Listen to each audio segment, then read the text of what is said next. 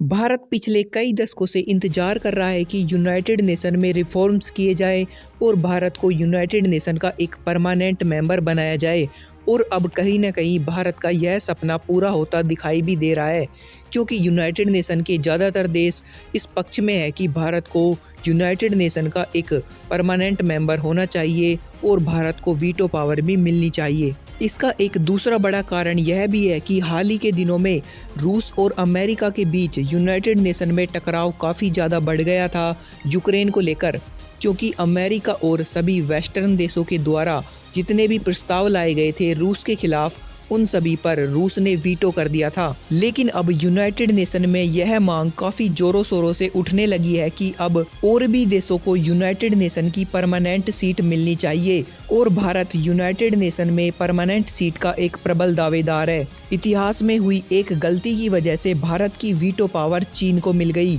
जिसका खामियाजा भारत आज भी भुगत रहा है। लेकिन अब समय एक बार फिर बदल चुका है और दुनिया भर के ज़्यादातर देश भारत के समर्थन में आके खड़े हो चुके हैं। और ऐसा ही एक ताकतवर देश है ब्रिटेन, जिसके प्रधानमंत्री ऋषि सुनक, जो कि भारतीय मूल के हैं, उन्होंने यूएन में भारत की परमानेंट सीट का समर्थन किया है। और हाल ही में G20 में जब ऋषि सुनक प्रधानमंत्री मोदी से मिले थे तो इस विषय पर दोनों देशों के नेताओं के बीच काफ़ी गहन चर्चा भी हुई थी। और हाल ही में यूएन में आयोजित की गई एक मीटिंग में ब्रिटेन के जो विदेश मंत्री हैं उन्होंने खुलकर भारत के समर्थन में वोट किया और भारत की यूनाइटेड नेशन में परमानेंट सीट और वीटो पावर का समर्थन भी किया। यूएन में भारत की परमानेंट सीट के बीच केवल एक ही रुकावट है, वो है चाइना, क्योंकि चाइना भारत के खिलाफ काफ़ी ज़्यादा जहर उगलता आया है और वो कभी नहीं चाहेगा कि भारत यूएन का एक परमानेंट मेंबर बने। लेकिन ब्रिटेन, अमेरिका, रूस जैसे देशों के समर्थन के बाद भारत की जो यूएन में परमानेंट सीट की दावेदारी है वो काफ़ी ज़्यादा मजबूत हो चुकी है।